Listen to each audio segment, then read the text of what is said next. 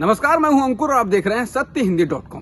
सत्य हिंदी की Android app download करने के लिए इस वीडियो के डिस्क्रिप्शन में जाइए, वहां पर आपको एक लिंक मिलेगा, वहां से आप ऐप डाउनलोड कर सकते हैं। अब एक नजर डाल लेते हैं अब तक की खबरों पर। केंद्र सरकार के कृषि कानूनों को चुनौती देने वाली याचिकाओं पर बुधवार को सुप्रीम कोर्ट में सुनवाई हुई। सुनवाई के दौरान शीर्ष अदालत ने किसान आंदोलन को लेकर चिंता जताते हुए कहा कि अभी भी हालात में कोई बदलाव नहीं आया है। अदालत ने कहा कि इन सभी याचिकाओं पर 11 जनवरी को सुनवाई की जाएगी। अदालत ने यह भी कहा कि वह किसानों की स्थिति को समझती है। बीते 16 दिसंबर को सुप्रीम कोर्ट ने किसानों को दिल्ली के बॉर्डर से हटाए जाने की मांग को लेकर दायर याचिकाओं पर सुनवाई के दौरान केंद्र सरकार को नोटिस जारी किया था। सुनवाई के दौरान सीजेआई एस ए बोबडे ने केंद्र सरकार से कहा था कि अगर आप खुले मन से बातचीत नहीं करेंगे तो ये फिर से फेल हो जाएगी। उसके बाद से भी किसानों और सरकार के बीच हुई बातचीत फेल हो चुकी है। कृषि कानूनों के खिलाफ दिल्ली की सीमाओं पर विरोध प्रदर्शन कर रहे किसानों को बारिश और कड़ाके की ठंड का सामना करना पड़ रहा है, लेकिन अब बारिशों और ठंड से बचने के लिए किसानों ने भी इंतजाम करने शुरू कर दिए हैं। कहीं टेंट में बिस्तर ऊंचे किए जा रहे हैं तो कहीं वाटरप्रूफ टेंट लगाकर भीगने से बचने की तैयारी चल रही है। बता दें, किसानों का कहना है कि जब तक कानूनों को वापस नहीं लिया जाएगा वो घर वापस नहीं जाएंगे। वो दिल्ली की अलग अलग सीमाओं पर 1 महीने से भी ज्यादा समय से बड़ी संख्या में विरोध प्रदर्शन कर रहे हैं। सुप्रीम कोर्ट उत्तर प्रदेश और उत्तराखंड में गैर कानूनी धर्मांतरण कानूनों की वैधता की जांच करेगा। कोर्ट ने इस पर दोनों राज्यों की सरकारों को नोटिस जारी किया है। कोर्ट का यह फैसला गैर कानूनी धर्मांतरण कानून के खिलाफ दायर कई याचिकाओं पर आया है। इस कानून के आने से पहले ही इस पर विवाद होता रहा है। इस कानून को भारत के संवैधानिक प्रावधानों के खिलाफ बताया जाता रहा है। सुप्रीम कोर्ट में जो याचिकाएं दायर की गई हैं उनमें भी दावा किया गया है कि वे संविधान के बुनियादी ढांचे को तोड़ते मरोड़ते हैं। पश्चिमी उत्तर प्रदेश के बदायूं जिले में 50 वर्षीय एक महिला की गैंगरेप के बाद हत्या कर दी गई। पुलिस के मुताबिक एक पुजारी समेत 3 लोगों पर इसका आरोप लगा है। पुलिस ने मामले में 2 लोगों को गिरफ्तार कर लिया है। मामला रविवार की देर शाम का है। मृतक महिला के बेटे ने स्थानीय मीडिया को दिए एक इंटरव्यू में कहा उसकी मां रोज पूजा करने के लिए मंदिर जाती थी। रविवार को भी वो शाम 5 बजे के करीब पूजा ही करने गई थी, जिसके बाद ये घटना हुई। घटना के बाद पुजारी और अन्य लोग गाड़ी में लाकर उनको यहाँ फेंक गए। विश्व बैंक की एक रिपोर्ट के मुताबिक भारत की अर्थव्यवस्था में वित्त वर्ष 2020-21 में 9.6% की गिरावट आने का अनुमान है। ये परिवार के स्तर पर खर्च और निजी निवेश में आई कमी को दिखाता है। वहीं विश्व बैंक ने अगले वित्त वर्ष 2021-22 में भारतीय अर्थव्यवस्था में 5.4% की वृद्धि होने का अनुमान भी लगाया है। विश्व बैंक ने अपनी वैश्विक आर्थिक संभावना रिपोर्ट में कहा है कि भारत में अर्थव्यवस्था पर महामारी का प्रभाव ऐसे समय पर पड़ा जब उसमें पहले ही गिरावट आ रही थी।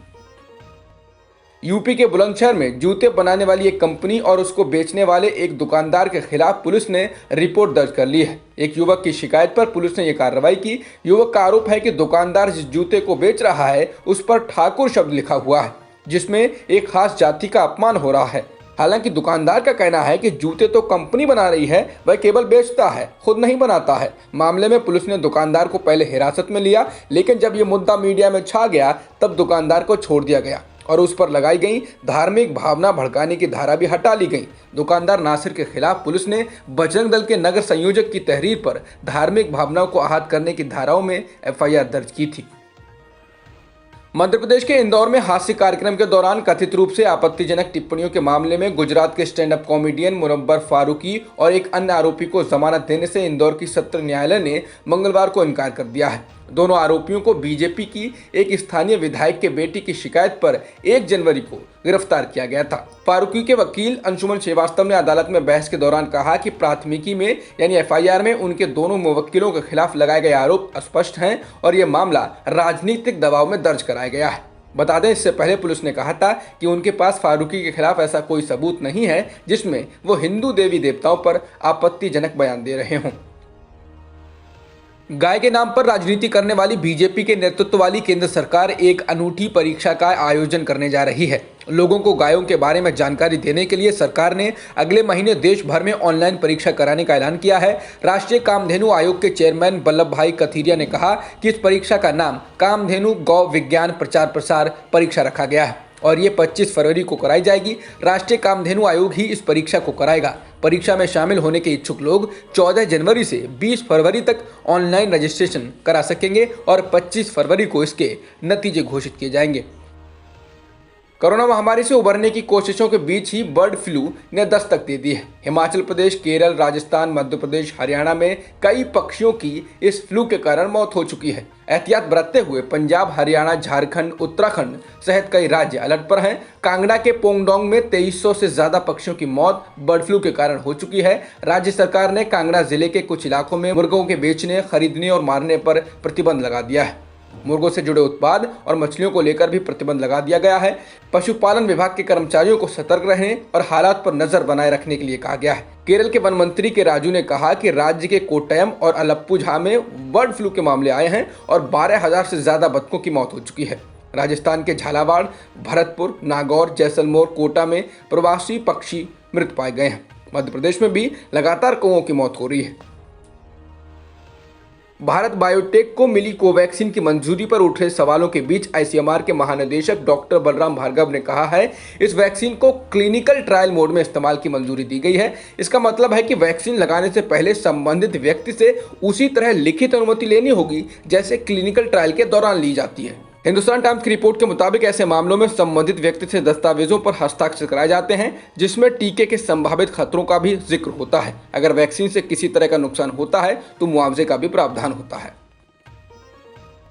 भारत में बीते 24 घंटों में कोरोना संक्रमण के 18,088 नए मामले सामने आए हैं, जबकि 264 लोगों की मौत हुई है। इसके साथ ही भारत में कोरोना संक्रमण के कुल मामलों की संख्या 1,03,00,000 से अधिक हो गई है, जबकि मौतों का आंकड़ा 1,50,114 हो चुका है। इसके अलावा एक्टिव मामले 2,27,000 से अधिक हैं। भारत में ब्रिटेन से आए नए किस्म के कोरोना के मामले बढ़ते जा रहे हैं। अब इनकी संख्या बढ़कर 71 हो गई है। बता दें, नए किस्म का ये कोरोना पहले से 70% अधिक तेजी से फैलता है, जिसके कारण चिंताएं बढ़ रही हैं, क्योंकि भारत में कोरोना के मामलों में कमी आ रही है। लेकिन अगर इस नए स्ट्रेन का विस्तार हुआ तो गंभीर स्थिति पैदा हो सकती है।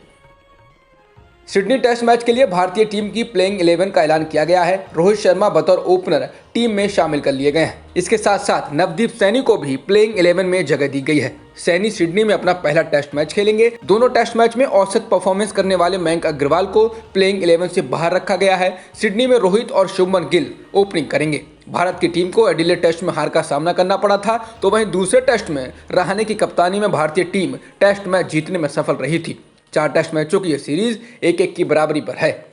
अब तक की खबरों में इतना ही। बाकी खबरों के लिए बने रहिए सत्यहिंदी.com के साथ। सत्य हिंदी का ऐप डाउनलोड करें गूगल प्ले स्टोर पर।